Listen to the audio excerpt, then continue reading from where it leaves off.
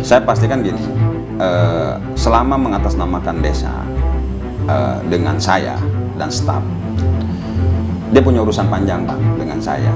Tapi pada waktu persoalan ini personal, saya bisa lepas bahwa itu adalah oknum. Tapi kalau sudah mengatasnamakan desa, ini kan ceritanya lain, ya kan? Berarti kan saya dengan kelembagaan yang dibawa, nah itu panjang urusannya dengan saya.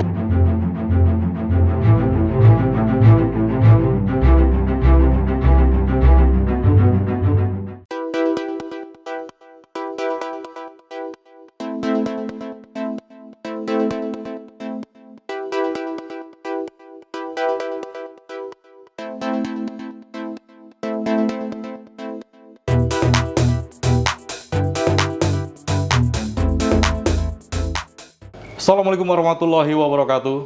Senang sekali saya Badrut Tamam bisa hadir menjumpai Anda dalam program Ngopi Hangat, ngobrol informasi terhangat. Untuk tema kali ini kita akan mengangkat fenomena yang sangat menarik, yaitu tentang indikasi adanya calo liar atau pungutan liar yang menyertakan bagi yang ingin bekerja di salah satu perusahaan besar menarik dengan harga yang fantastis. Ya, untuk satu orang calon karyawan itu berkisar antara 10 sampai 25 juta. Nominal besar ini tentu sangat merugikan calon karyawan yang seharusnya mereka mendapatkan porsi yang sama, ya. Ketika lapangan kerja terbuka maka dia masuk secara mandiri, namun ada oknum yang diduga mencari keuntungan sepihak. Ya, dan saya sekarang sedang berada di Desa Talagasari, Kecamatan Cikupa, dan persis di samping saya ada lurah atau kepala desa Bapak Subhan Singawijaya atau Pak Nano. Apa kabar Pak? Baik, baik, alhamdulillah. Sehat Pak? Sehat. Alhamdulillah. Pak, ini sebelum kita memulai, kami sudah disediakan kopi nih Pak. Alangkah baiknya kita ngopi dulu Pak ya. Siap. Bapak sudah vaksin? Sudah, beres. Kita sekarang buka masker ya. Siap. Siap. Ini kopi hitam. Monggo Pak. Biasa ini kesukaan favorit kita Pak, Ya. kopi hitam Pak. Kopi lonong kalau di sini namanya, kolong. Siap, jadi makin fresh kalau kita ngopi nih. Ya. Kita bicara santai aja Pak. Ini sangat Siap. ironis Pak. Kalau kami melihat fenomena ini sangat menyayat hati Pak. Di Indonesia ini tentu kita punya hak, ya, keadilan sosial Siap. bagi seluruh rakyat Indonesia. Yang artinya mereka mempunyai porsi yang sama. Ketika mereka ingin bekerja di salah satu perusahaan, ya, mereka sebagai investor datang ke Indonesia, maka putra daerah semestinya wajib atau masuk secara mandiri tanpa harus dipungut biaya. Siap. Cuman nyatanya memang banyak fakta beredar.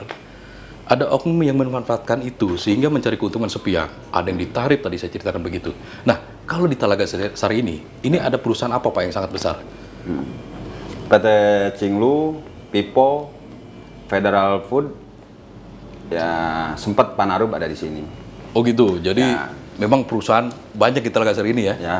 Nah, ini saya riset tadi sebentar Pak tentang PT Cinglu ini. PT Cinglu kan dengan kapasitas yang cukup luas, berdomisili di Talagasari, dan itu menyerap hampir tenaga kerja sekitar 9 sampai 11 ribuan Pak. Ya. Mungkin terupdate 11 ribu. Ya. Iya kan? Dan setiap tahun mungkin siklusnya adalah penerimaan terus. Ya. Ada nggak sih putra daerah khususnya di Talagasari yang dipekerjakan di sana? Ya, pastinya ada. Cuma memang ya secara persentase menurut kami lah di pemerintahan desa ini masih jauh dari harapan. Oke. Gitu, karena Cinglu itu salah satu perusahaan favorit kalau Iya. di desa kami, karena memang mungkin kesejahteraannya lebih baik dibanding perusahaan yang lain. Nah, karena dasar tadi keadilan sosial bagi seluruh rakyat Indonesia, nah inilah yang kami pegang dengan kelembagaan Karang Taruna gitu kan. Kita coba komunikasi dengan Cinglu, ya kita juga nggak tahu nih kenapa penyerapan tenaga kerja lokal ini kurang.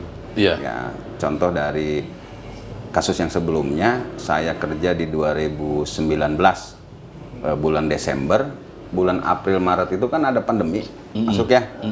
Itu ada PHK sebanyak 2.501 orang. Gitu. Nah, warga kita itu yang di PHK itu cuma 284 orang. Yang masa kerjanya 1 tahun ke bawah, berarti kan yang 9 bulan, 7 bulan. Nah, berarti kan ini nggak nyampe 13% dari total yang di PHK. Nah, inilah yang menjadi acuan kami, semangat kami mengevaluasi regulasi apa sih yang kita mesti buat gitu kan untuk kaitan rekrutmen di Cinglu gitu kan.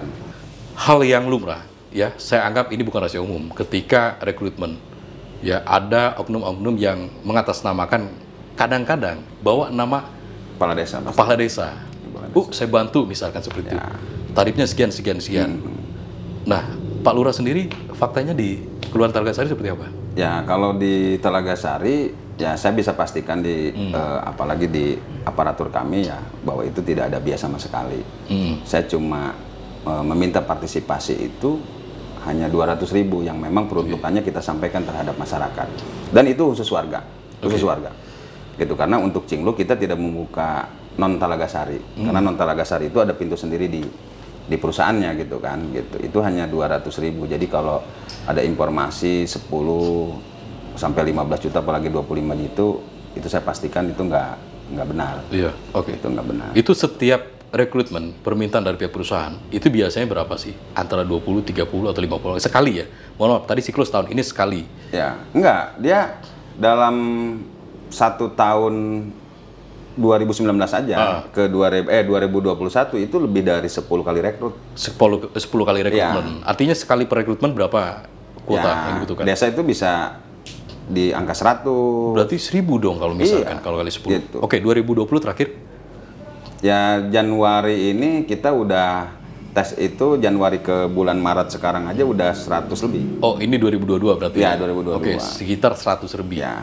Berarti setiap tahun itu pasti ya kebutuhan Pasti itu ya, ada. bukan hal yang aneh ya. Nah, artinya ketika 100 saja, ini kalau ada indikasi ada oknum yang bermain, kali 10 aja udah 100 juta. Iya. Itu kecil, Bang. Saya ditawarin 700 juta. Oh, pernah? Iya. Di WA saya banyak itu. Oh gitu. Nah, maksudnya ini kan bukan rahasia umum nih. Iya. Ini kalau misalnya ke lurah ini, mohon maaf kita harus terbuka nih. Mangga. Ada nggak permainan seperti itu sebenarnya? Saya pastikan nggak ada kalau di desa. Oh, kali desa nggak ada. Di luar? Kemungkinan banyak. Jadi Cuma kalau boleh bukan- cerita nih sistemnya seperti apa sih Pak? Jadi kalau kita itu gini, informasi masuk ke desa, ya kan? Nah, misalkan 40. Nah, kita informasikan lewat grup WhatsApp itu ke setiap ketua RT dan ketua pemuda. Nah, itu dipastikan warga, ya kan? Nah, saya yang meminta ke pihak luar ini saya nggak tahu dari pintu mana, gitu kan? Karena kita hanya fokus terhadap warga saja, gitu kan? Terhadap warga saja. Jadi informasi ini diberikan terhadap ketua RT dan ketua pemuda. Nah, nama-nama itu diusulkan oleh mereka. Nah, nama-nama itu yang sudah matang, yang nanti didorong ke pihak perusahaan gitu. Saya nggak tahu kalau yang bawa nama saya sudah pasti. Karena kenapa? Korban itu pada waktu mendengar nama kepala desa dan desa, nah dengan itu dia mengeluarkan uang. Karena tidak membawa nama kepala desa dan desa, itu korban susah. Oke. Berarti jadi jaminan ini. Iya, kan nama-nama akhirnya Pak Lurah dicatut untuk pastinya untuk permainan mereka. Berarti ketika mereka misalkan sukses ternyata masuk, itu keuntungan Pak Lurah nggak nikmati? Enggak, insya Allah enggak lah. Kita ini insya Allah ya percaya atau tidak ya ini adalah prinsip, Pak. Prinsip. Saya punya latar belakang yang kurang baik juga, makanya kenapa saya konsen di tenaga kerja gitu. Mengurangi angka tingkat kenakalan itu kan ya seharusnya ya warga itu harus punya pekerjaan yang baik kan gitu. Ya kan? Ya, maksudnya niatan baik ini adalah kasihan ya. Mereka yang tidak punya pekerjaan apalagi sulit nyari pekerjaan seperti ini ya. Betul. Dan memang Cinglu ini kan penghasilan lumayan. UMR, bahkan ada yang lebih dari UMR. Maka ini menjadi magnet ketika orang pengen bekerja di sana pasti berlomba-lomba. Nah, nah, ketika pernah nggak ada menemukan salah satu mungkin ya indikasi arah ke sana. Tadi kan sudah didistribusi informasi ini ke RT, ke RW segala macam. Nah, ketika ada temuan seperti itu, apa tindakan pihak luar? Saya terus terang, saya punya 4 video permohonan maaf dari pihak luar terhadap kami karena mengatasnamakan desa. Ya, salah satu desa yang ada di Kecamatan Cikupa oknumnya, itu mengatasnamakan desa Talaga Sari itu korbannya itu 10 orang. Dia baru ngasih DP itu 1.500.000. Nah, akhirnya ketahuan oleh kita, akhirnya korban dan si pelakunya kita panggil, kita mau laporkan. Nah, tapi karena memang alhamdulillah Binamas dan ketua RT-nya datang dan sepakat dengan korban, akhirnya selesai. Tapi video permohonan maafnya ada di kita. Jadi pihak akhirnya musyawarah kekeluargaan seperti itu. Saya jangan-jangan pihak luar, warga sendiri kalau bikin opini atau isu yang nggak baik saya laporin, Bang. Gitu. Jadi saya konsen untuk urusan ini. Jadi saya nggak ngelihat dia warga atau bukan. Jadi sebenarnya kenapa mencatut nama Pak Lurah? Ini kartu saktinya Pak Lurah ketika pengen masuk. Iya, karena orang tahu masuk Cinglu itu kan harus berdasarkan list yang ditandatangani oleh saya. Oke. Gitu. Nah, dia ngomong ke korban nih, foto saya aja nih ada di desa di luar kecamatan Cikupa. Waduh, ini bukan hanya nama, ini foto dijual pula berarti ya? Alhamdulillahnya karena memang kita niat baik, akhirnya ada aja yang laporan kan, datang gitu kan. Datang ke sini bawa-bawa foto gitu kan. Terus ya gimana kan, namanya isu kan gitu. Gitu namanya isu. Itu banyak Bang, udah bukan puluhan juta lagi. Banyak. Nama desa mah dan kepala desa mah sudah pasti. Jadi pernah mendengar yang sampai tarif 25 juta? 15 juta. 15 juta, itu paling top berarti segitu ya? Iya, 15 itu, juta. Mohon maaf, ini katanya perempuan dan laki-laki berbeda nih tarifnya. Saya kurang tahu kalau itu.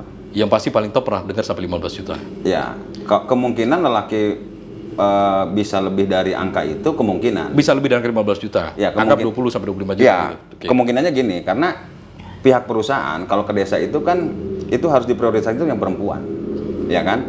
Mungkin saja yang akhirnya lelaki itu dihargai tinggi ya karena itu. Kemungkinan.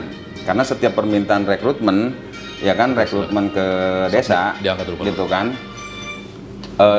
perusahaan itu minta itu harus prioritas itu harus perempuan. Gitu. Prioritas perempuan. Itu jadi kan, peminat kalau misalkan di perusahaan ini banyaknya lebih ke minat perempuan berarti ya?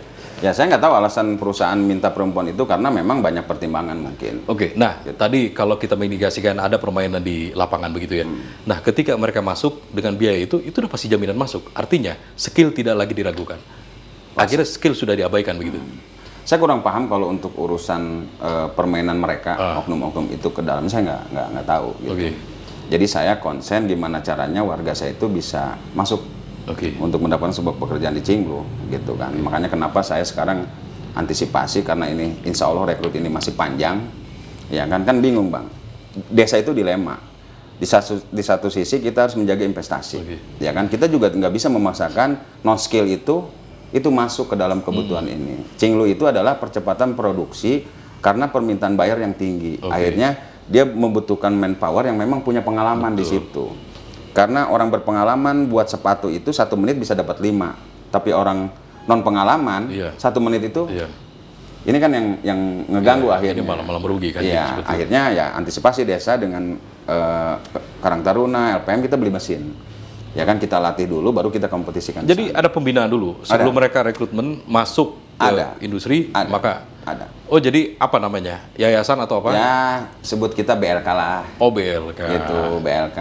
Kebetulan kan staf saya punya home industry yang cutting laser, ya kan, printing. Jadi semua ini operasional yang ada di pabrik itu semua disiapkan di sini pelatihannya. Jadi kebetulan memang usaha-usaha kecil menengah di kita itu memang itu di bidang itu kebetulannya, alhamdulillah. Yang pure desa beli itu ada mesin jahit aja.